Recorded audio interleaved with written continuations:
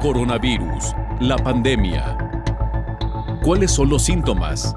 ¿Cómo se transmite? ¿Qué puedo hacer para protegerme y prevenir la propagación de la enfermedad? Nuevo padecimiento que ha encendido las alarmas de los sistemas de salud.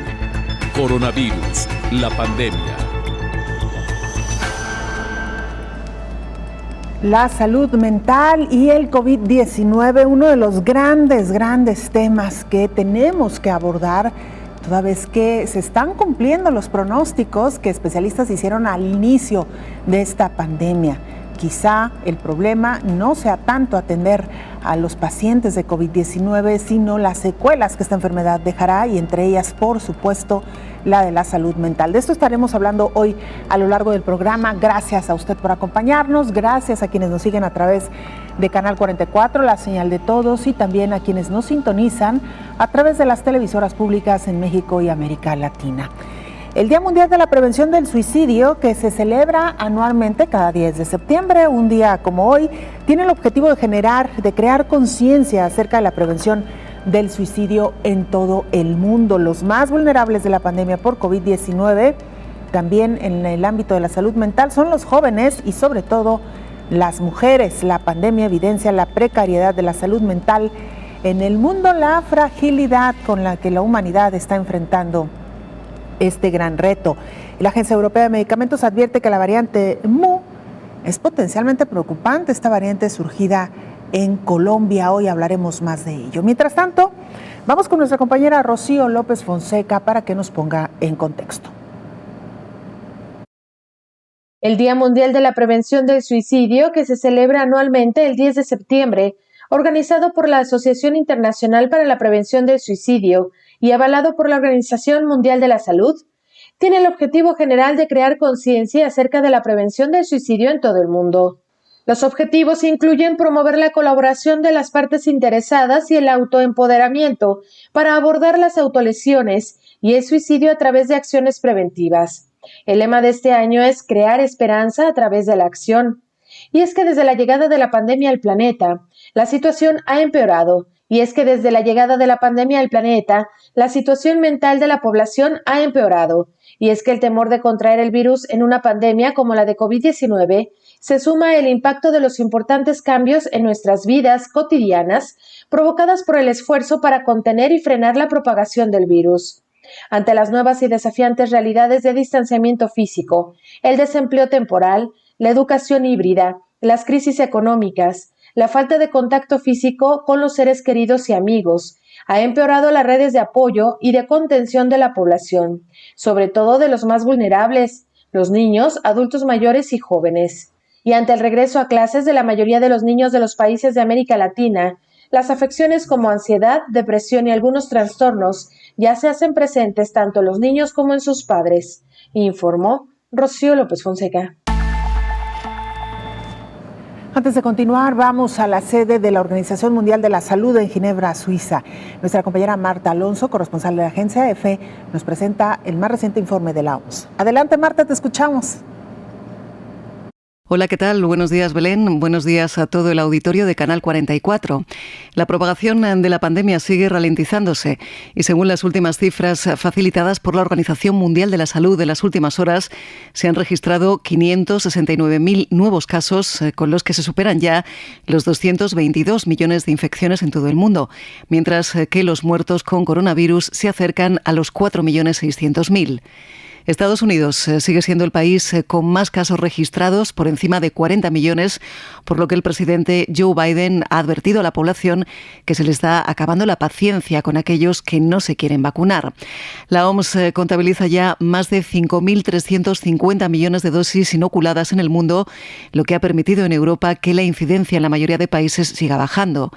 España, tras un paulatino descenso, ha situado la incidencia en 140 casos por 100.000 habitantes, mientras las autoridades multiplican los llamamientos a los más jóvenes para que se vacunen, lo que ya ha hecho con 2 dosis más del 70% de la población. Por su parte, el gobierno francés ha decidido extender la obligación del certificado sanitario a todas las fiestas que se celebren en las universidades para intentar evitar los brotes en un curso que comienza con todos los alumnos en las aulas. Y Dinamarca ha regresado este viernes a la normalidad después de que fueran eliminadas las últimas restricciones impuestas por la pandemia.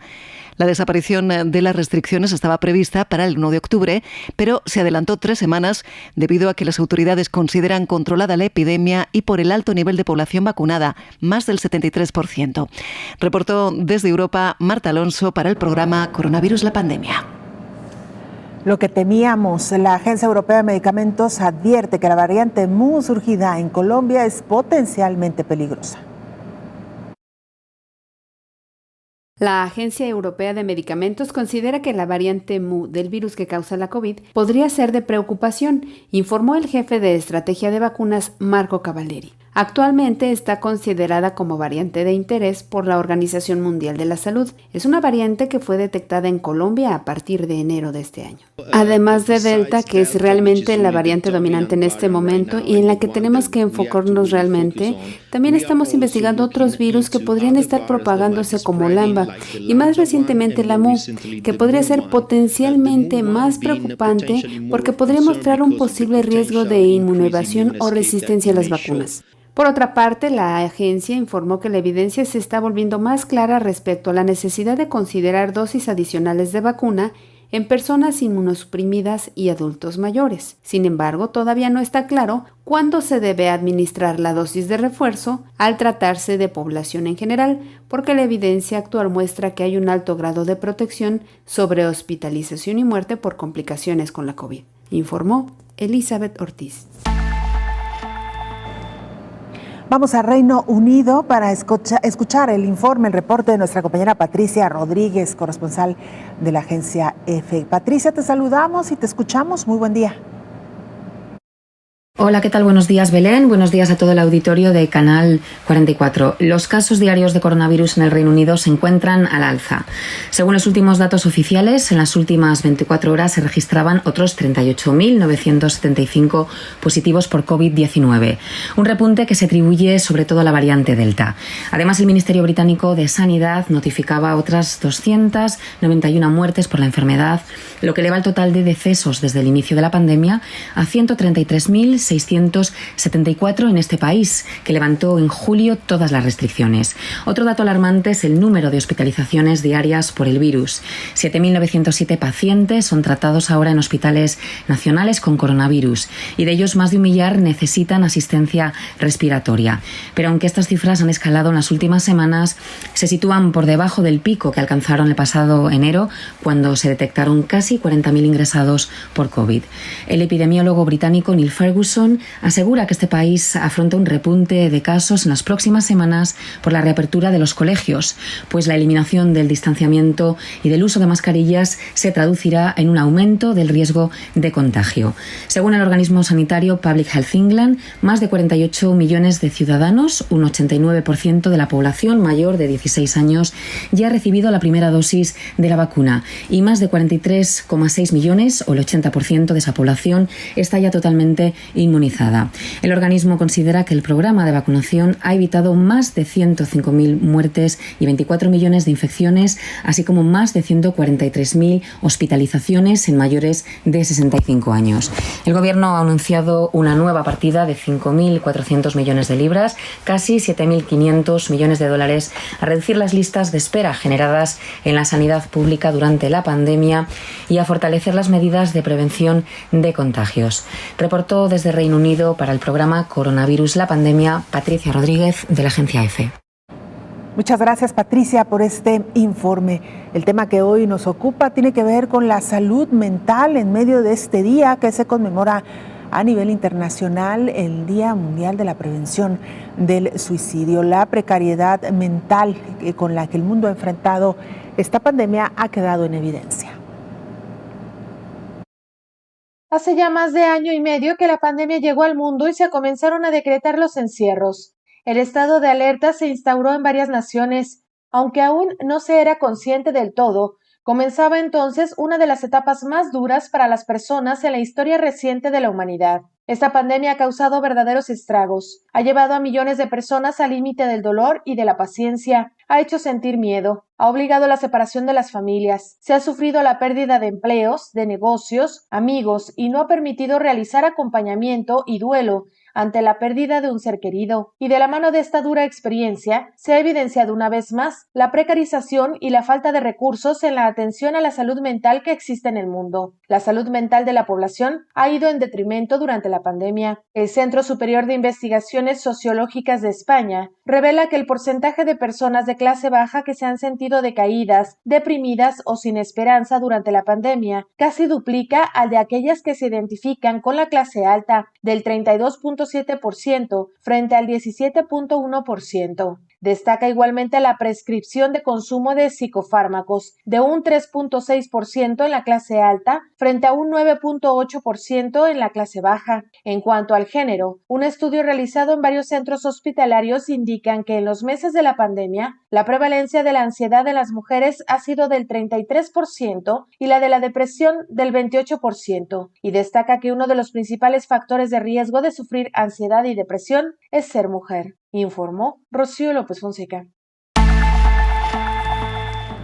Bueno, dejamos por el momento el tema y vamos ahora a otro ámbito de esta información. Nueva Zelanda agradece a España el envío de 250,000 dosis de vacunas anti-COVID de la farmacéutica Pfizer. Nueva Zelanda ha agradecido a España el envío de 250,000 dosis de vacunas Pfizer. La primera ministra neozelandesa espera con este envío reforzar su campaña de vacunación en un momento en el que Auckland, la ciudad más poblada del país, mantiene a 1.600.000 habitantes confinados. Según Jacinda Ardern, el acuerdo refuerza los lazos entre España y Nueva Zelanda.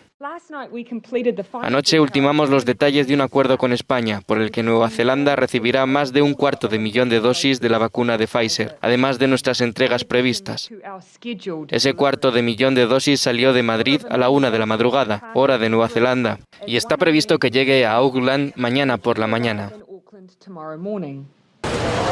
El ejecutivo neozelandés, que ha administrado la pauta completa al 33% de la población objetivo del país, pretende terminar su campaña de vacunación antes de que acabe el año. Vamos a hacer una pausa muy breve, regresamos, todavía tenemos mucha más información.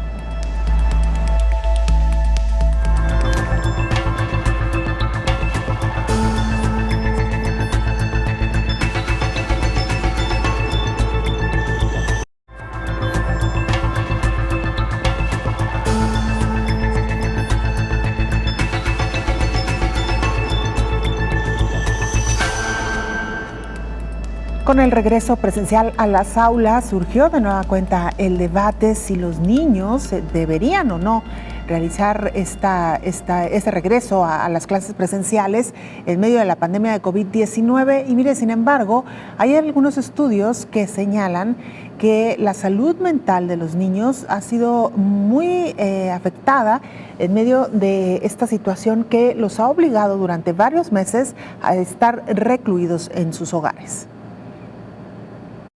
Mediante una encuesta realizada por investigadores de la Universidad de Washington en Seattle, los especialistas encontraron problemas emocionales, de comportamiento e hiperactividad en los niños.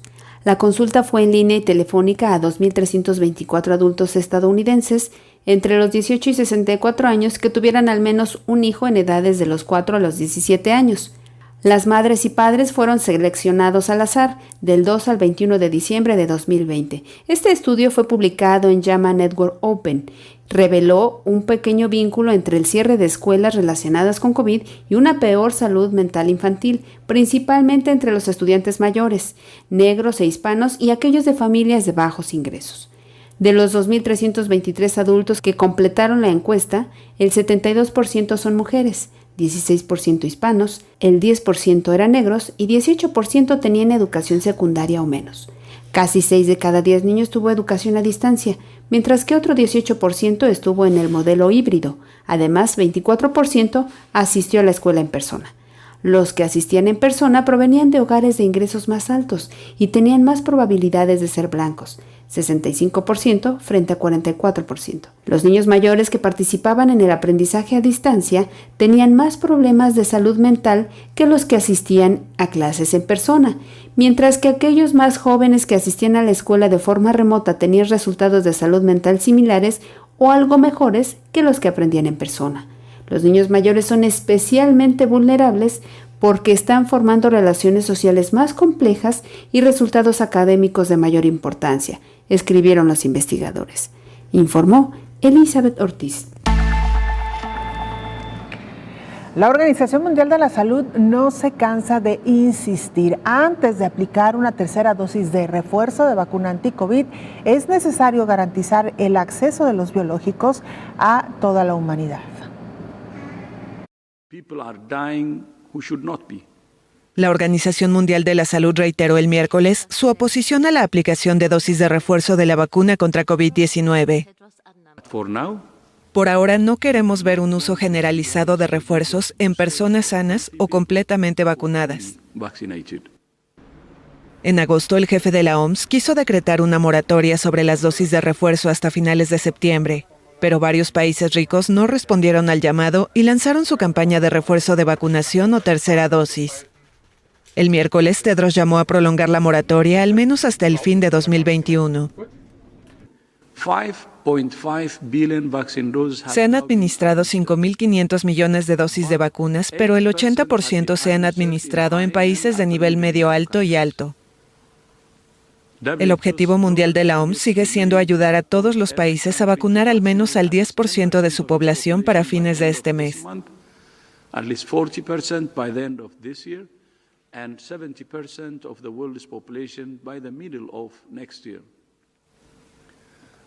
Casi el 90% de los países de ingresos altos han alcanzado el objetivo del 10% y más del 70% han alcanzado el objetivo de 40%. Ni un solo país de ingreso bajo ha alcanzado cualquiera de los dos objetivos. El organismo también llamó a los países ricos a entregar el volumen de vacunas con el que se han comprometido y lamentó que solo han dado 15% de las 1.000 millones de dosis prometidas.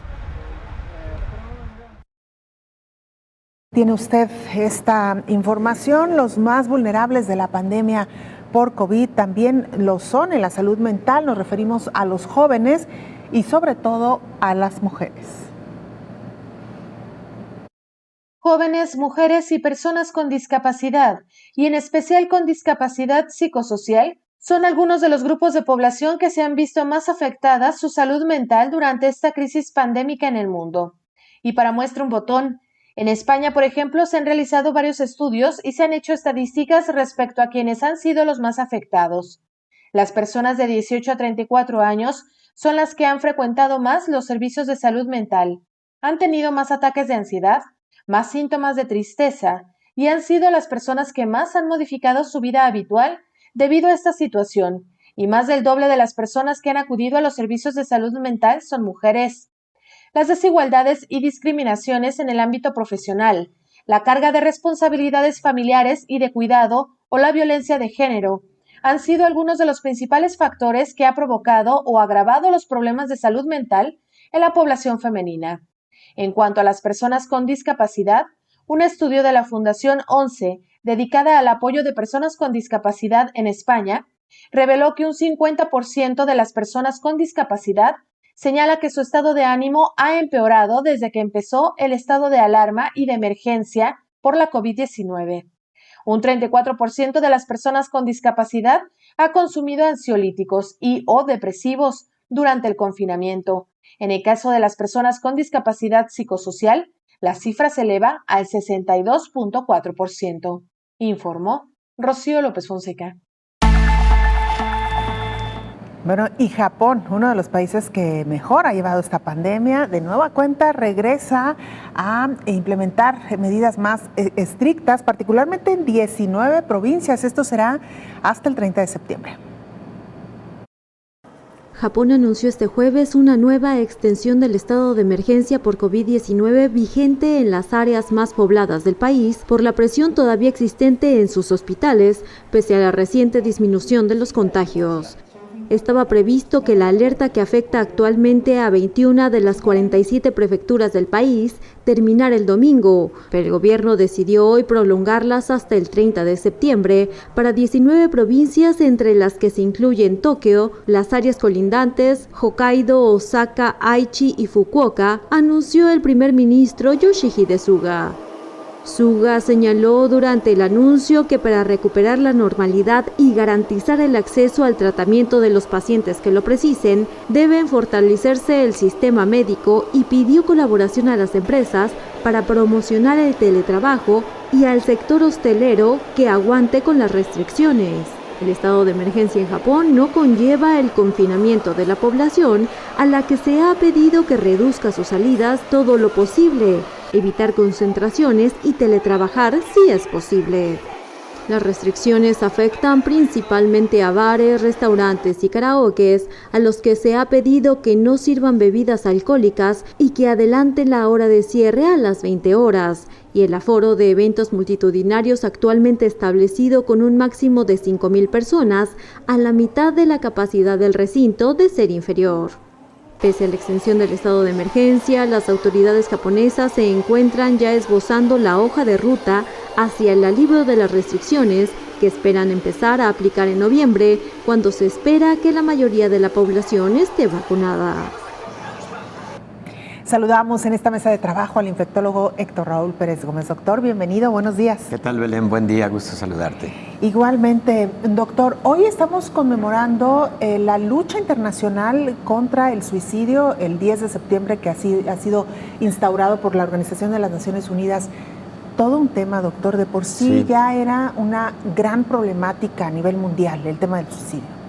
Sí, Belén, lamentablemente un fenómeno que va creciendo, en el que se estima alrededor de 1 millón de personas anualmente pierden la vida a través del suicidio, y que tiene detrás de sí pues un conjunto de factores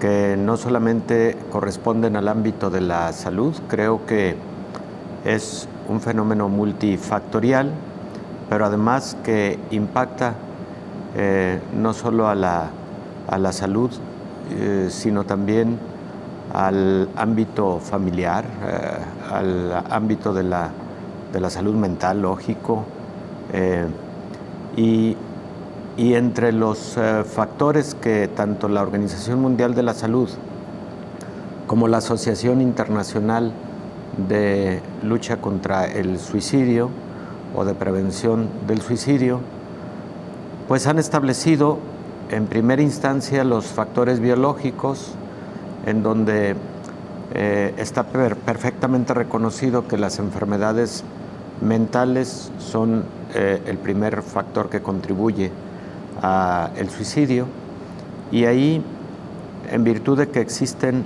también tendencias familiares, se piensa que esos aspectos biológicos pueden jugar un papel importante. ¿Hereditarios, doctor? No sabemos, porque no se han determinado perfiles genéticos respecto del suicidio, pero como sí han existido brotes de suicidio entre integrantes de familias, se estima entonces que puede haber una relación. Y en lo que también está establecido algún perfil genético es en otras enfermedades mentales, incluyendo esquizofrenia, depresión, ansiedad, bipolaridad, etc. Ahí existen tendencias familiares que podrían sugerir que hay alguna predisposición genética. Y entonces esto se considera como uno de los principales factores que contribuyen a este hecho lamentable de un suicidio. En segunda instancia, los aspectos sociales, en donde la desesperanza por situaciones económicas apremiantes, la desesperanza por la no buena relación interpersonal en el ámbito de convivencia cercano y extendido, juega también un papel fundamental.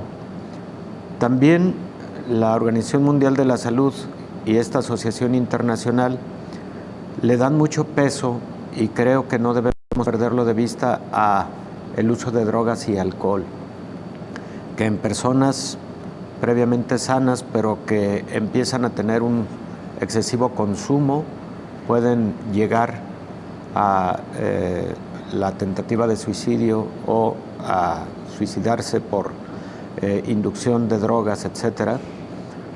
Pero en general, estas dos organizaciones estiman que es multifactorial. Casi siempre están coincidiendo varios de estos factores. Y por otro lado, también ellos son enfáticos que no solamente el Día Internacional de Prevención del Suicidio, sino en general el año nos ayude a todos a reflexionar sobre este fenómeno hacia varias rutas. La primera de ellas hacia la detección de algunos indicadores de alerta o de alarma en situaciones específicas en donde se puede advertir algún riesgo. En ese sentido, por ejemplo, las familias deben visualizar siempre el comportamiento de sus integrantes para que cualquier cambio de comportamiento significativo se esté vigilando de cerca. La retracción social de algún integrante de la familia, cuidado, puede ser un indicador. Las pláticas frecuentes de desesperanza, las frases como cómo me gustaría no haber nacido, o esto ya no es vida, o algún indicio de esa naturaleza, nunca debe ser tomado superficialmente, siempre debe ser visto con lupa y siempre debe haber ahí mucho seguimiento. Y también en este aspecto de la retracción social debe incrementarse la buena comunicación, explorar qué hay por ahí, si ese aspecto que ha generado inquietud en algún integrante de la familia está profundizado, si existe ahí un cierre de caminos que oriente a la posibilidad de tentativa, bueno, pues inmediatamente atender ese aspecto. Y también no perder de vista que existen muchas tentativas, Belén, y algunas parecieran, entre comillas, tentativas no reales. Eso es un error. Pensarlo de esa manera es un error. Toda tentativa, por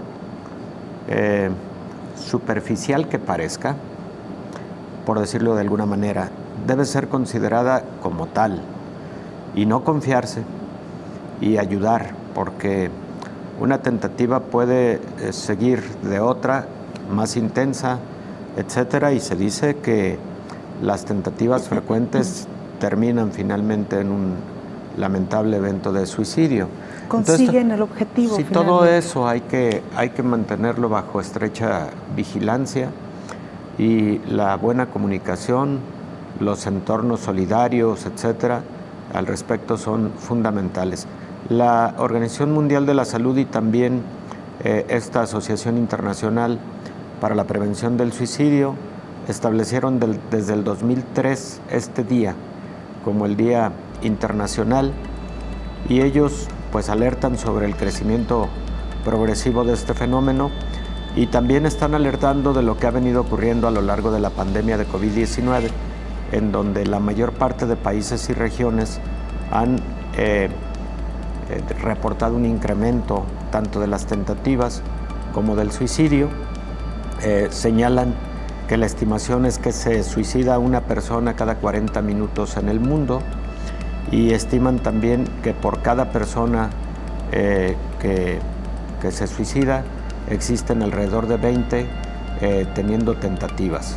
Entonces, un fenómeno lamentable, peligroso, multifactorial, en el que creo que todos, como individuos responsables en una sociedad, tenemos que ver.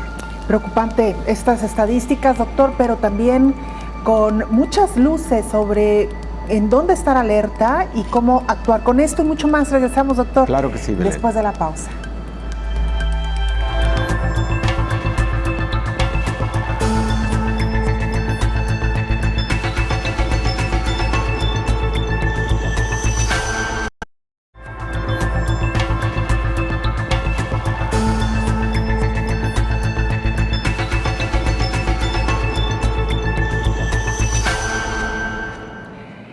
Encuestas revelan que se ha conseguido bajar ligeramente la ansiedad entre la población con la llegada de las vacunas anti-COVID. El nuevo estudio Comprensión del Coronavirus en Estados Unidos encontró que aquellos que recibieron una vacuna COVID-19 cuando las inyecciones estuvieron disponibles por primera vez, experimentaron una reducción de la ansiedad después de solo una dosis. Académicos del Centro de Investigación Económica y Social de la Facultad de Letras, Artes y Ciencias de la Universidad del Sur de California han analizado previamente los efectos de la pandemia en la salud mental. Al comenzar este estudio, plantearon la hipótesis de que la angustia mental disminuiría entre los vacunados contra COVID-19. Los resultados del estudio sugieren que tenían razón. Aproximadamente 8,000 residentes adultos de los Estados Unidos fueron encuestados durante un año durante la pandemia, desde marzo de 2020 hasta marzo de este año. El estudio rastreó la salud mental de los participantes desde antes de que las vacunas estuvieran disponibles para establecer una línea base y luego buscaron cambios después. Para medir los niveles de depresión y ansiedad, los investigadores preguntaron a los participantes del estudio una serie estándar de 4 preguntas conocidas como el cuestionario de salud del paciente. Los que recibieron la vacuna COVID-19 experimentaron una reducción del 15% en la probabilidad de sentirse muy deprimidos y una reducción del 4% en la probabilidad de sentirse al menos levemente deprimidos, informó Elizabeth Ortiz. Hoy, en el Día Internacional de la Lucha contra el Suicidio, cada 10 de septiembre se conmemora esta lucha y se hace conciencia, doctor Héctor Raúl Pérez Gómez, pues sobre esto que podemos considerar enfermedades primero de la mente que derivan después en una acción como el suicidio, pero también, doctor, los entornos que cada vez van siendo mucho más difíciles de afrontar, incluso en las edades más tempranas, doctor. Fíjate, Belén, que lo que comentas es muy importante. En la actualidad se ha considerado que el suicidio constituye la segunda causa de muerte en el grupo poblacional de entre 15 y 29 años de edad. La primera causa de muerte en este grupo son los accidentes y los traumatismos. Pero en segundo lugar, el suicidio ha desplazado otras causas. Y entonces esto es también muy lamentable porque la población joven posiblemente en las últimas décadas ha sido la más impactada. ¿A qué se atribuye?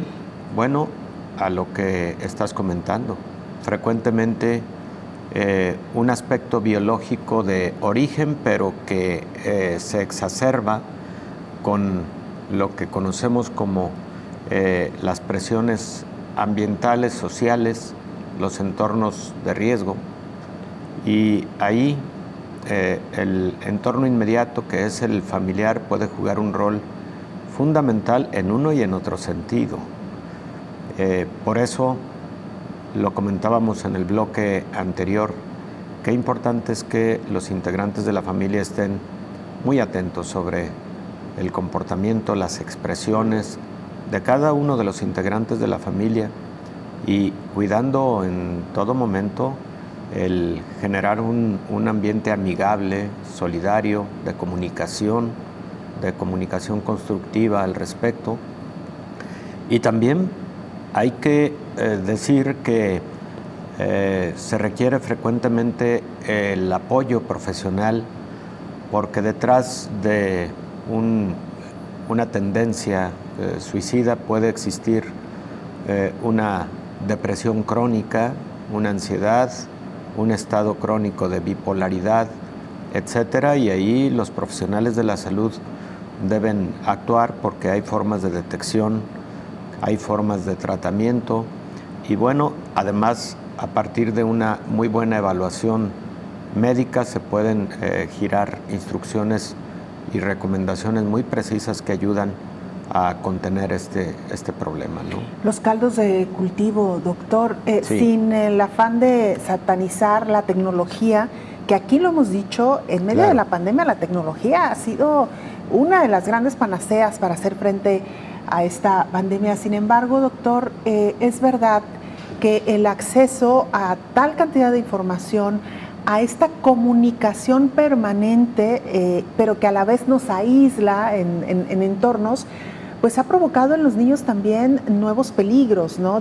Hablamos desde el bullying, que si bien es verdad, estos abusos han existido desde todos los tiempos, particularmente en los entornos escolares, pues no era lo mismo antes, doctor. Claro, siempre será reprobable y será terrible el bullying, pero estos abusos que quedaban en grupos que podían ser contenidos y vigilados por los profesores, hoy que son enviados al mundo entero a través del ciberespacio, y que un niño o una niña puede quedar expuestos, ridiculizados de una manera realmente dramática, doctora, ante los ojos de todo el mundo, literal.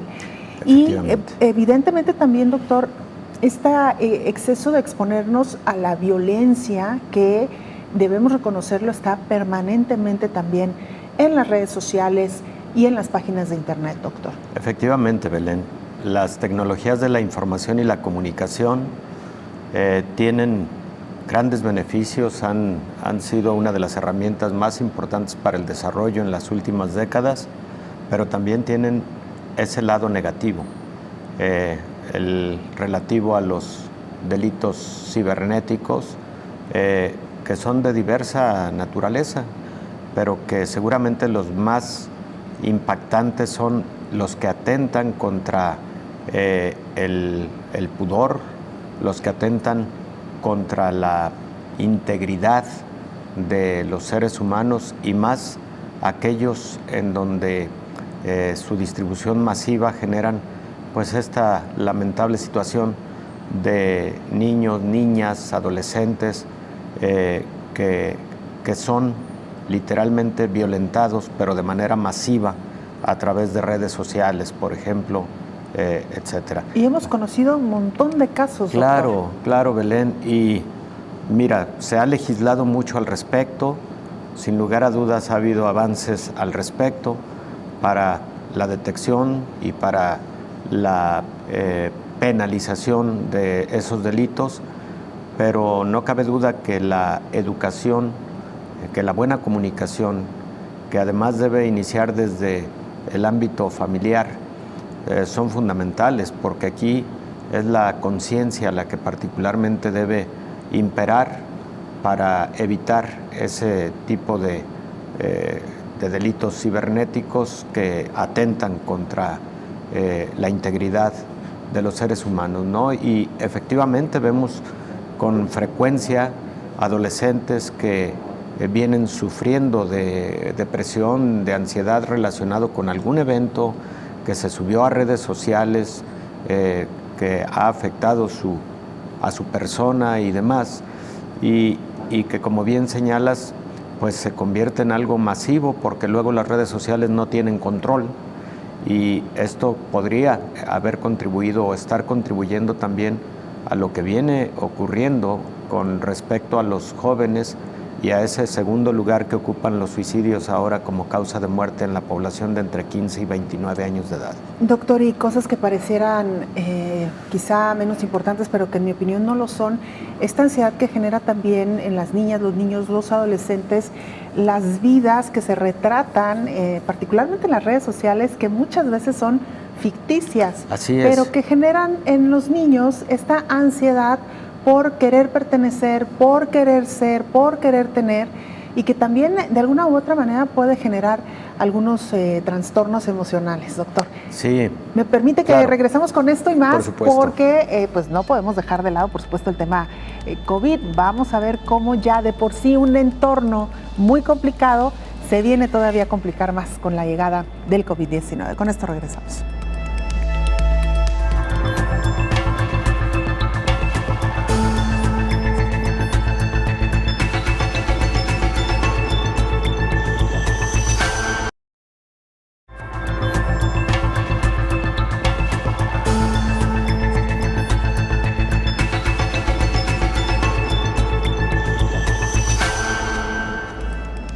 América Latina registra altas tasas de suicidio. México tiene uno de los mayores índices de crecimiento en este fenómeno.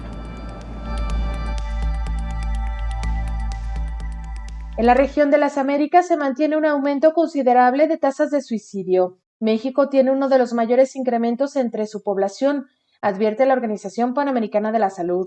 El suicidio es un acto deliberado de quitarse la vida y es considerado un grave problema de salud pública a nivel mundial y regional. En México ocurrieron 6.710 suicidios en el 2018, con una tasa de 5.4 suicidios por cada 100.000 habitantes. Sin embargo, es de particular preocupación el incremento continuo del 16% que se ha mantenido en la tasa de incidencia entre la población durante los últimos 10 años. Del 2010 al 2013 pasó de 4.3 a 5.0 y del 2013 al 2019 aumentó de 5.0 a 5.7 reportado en el 2020. La prevención de suicidio debe ser una prioridad de salud pública, no solo por la cantidad de muertes por esta causa, sino por los efectos complejos y perdurables que tienen en la salud mental de los círculos sociales de las personas que mueren por suicidio. Se estima que por cada persona que se quita la vida, por lo menos 6 resultan afectadas de manera directa. El psicólogo y divulgador de salud mental Julio Villegas Holguín detalla algunas de las causas que han desencadenado estas enfermedades mentales en las personas que pueden desencadenar en un suicidio. Bien, se incrementó el estrés en toda la población. Se creía que solamente los adultos al inicio, porque son los responsables a nivel económico de mantener a flote a la familia. Pero nos dimos cuenta por lo extenso de la pandemia, recordando que estamos en pandemia, que en adolescentes también se manifestó de manera significativa, en niñas, en niños, pero también en personas de la tercera edad, y en quienes aparentemente menos les iba a afectar, que son los jóvenes, resulta que no. La mayoría se tomaron muy en serio estas medidas de seguridad, aunque en todos los rangos de edad hay casos de descuido. Pues los jóvenes lo tomaron también muy en serio, y esto vino a generar una serie de síntomas asociados con el estrés, la ansiedad y a veces en la depresión. La falta de atención después de una muerte por este fenómeno es un factor de riesgo para futuros suicidios y alteraciones mentales en los sobrevivientes, informó Rocío López Fonseca. Bueno, pues ahí tiene estos datos que no son menores, doctor, nos reconfirman esas estadísticas que usted ya nos proporcionaba. ¿Y por qué es importante hacer conciencia sobre el suicidio? Bueno, porque es algo que se puede prevenir y que es algo que, teniendo esta información sobre aquellas predisposiciones que hay en ciertas personas, podemos estar todavía mucho más alertas, doctor. Sí, claro, se puede prevenir efectivamente, y hay que hacer el máximo esfuerzo para lograr modificar esta tendencia epidemiológica que tiene el suicidio y que ya nos relataba para lo que es el continente americano Rocío López Fonseca. El suicidio debe verse desde diversos ángulos, como antes señalábamos. Si no se ve desde todas estas vertientes, desde todos los ángulos, y se reduce a ver el fenómeno como un fenómeno exclusivamente de salud o como un fenómeno exclusivamente social, etcétera, se corre el riesgo de no atenderlo de manera integral. Hay ocasiones en que un evento suicida era completamente inadvertido, porque posiblemente quien venía sufriendo de ese aspecto mental, anímico, etcétera, no fue identificado o fue ignorado cuando probablemente estuvo enviando mensajes, si bien no abiertos al respecto, pero sí mensajes que podrían haberse identificado. Y por ese motivo creo que es importante que la sociedad cada vez esté más enterada sobre todos esos aspectos que siempre hay que estar viendo con los integrantes de una familia, como lo comentábamos antes, Belén. Por otro lado, el suicidio es frecuentemente un fenómeno que impacta luego para largo plazo, habitualmente impacta para largo plazo a más de 6 personas, entre integrantes de la familia, entre seres cercanos de quien se ha suicidado, y eso puede generar también impacto a la salud mental a largo plazo para quienes se quedan, porque detrás de un suicidio también en ocasiones existe una modalidad de mensaje intenso de quien se ha ido, de quien ha partido, para quienes se quedan. Y digo mensaje intenso porque es para mover frecuentemente el espíritu, es para mover a todo un sistema, y frecuentemente también es un mensaje de reclamo por algo que está muy desorganizado en un determinado sistema familiar, por ejemplo. Entonces, es muy lamentable el hecho como tal, pero son muy lamentables también las secuelas a los seres que se quedan, y también es muy lamentable que se esté convirtiendo en un fenómeno y grave problema de salud pública por los números que acabamos de escuchar. Doctor, como lo hemos dicho en muchos otros padecimientos, la prevención empieza en las edades más tempranas del ser humano. Sí, definitivo. Si cuidamos la salud de los niños, seguramente estos serán adultos mucho más sanos. Definitivo. Y en ese sentido es que tenemos que pues cuidar la salud mental de nuestros pequeños, y podríamos decir que un niño, una niña que está siendo estimulado de una manera distinta al encierro, al abandono, a la soledad, tiene más probabilidades de tener una salud mental mucho más sólida y mucho más fuerte, aun cuando hay una predisposición.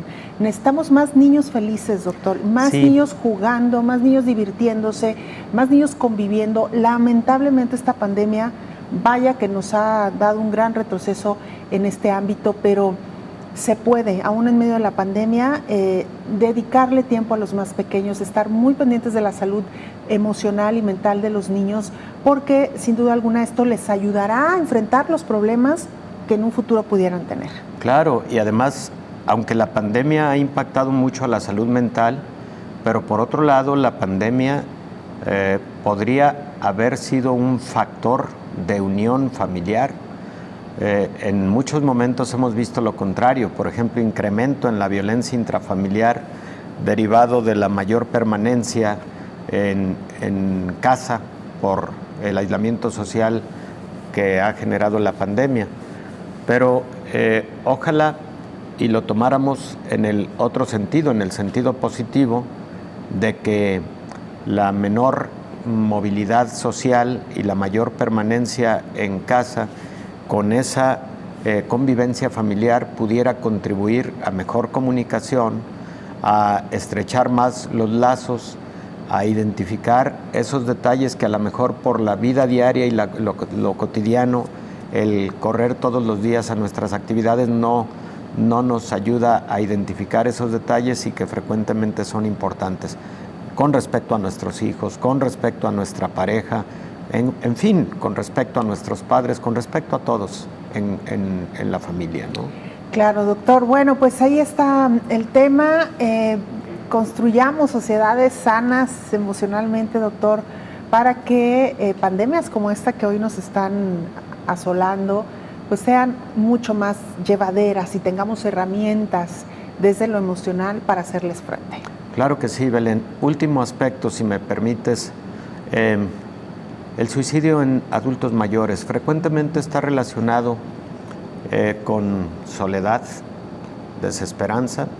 También frecuentemente está relacionado con enfermedades crónicas, enfermedades en etapas avanzadas o terminales. Entonces ahí no perder de vista que nuestros adultos mayores necesitan también cercanía de nuestra parte y que también fortalecer los sistemas de salud para tener unidades de cuidados paliativos, unidades asistenciales de cuidados paliativos, para que pues esos momentos de enfermedad crónica se vean atendidos adecuadamente, integralmente, para evitar fenómenos lamentables como el suicidio en adultos mayores y que puede estar relacionado con enfermedades crónicas, enfermedades no curables. Y muy importante esto que menciona, doctor, no olvidar también que nuestros adultos mayores, debido a la evolución de su organismo, pues también son mucho más proclives a estados emocionales más delicados y más frágiles. Doctor, muchas gracias. Gracias como siempre, Belén. Un gran tema. Gracias por acompañarnos. Muchas gracias. Nosotros nos vamos. Que tenga un excelente fin de semana.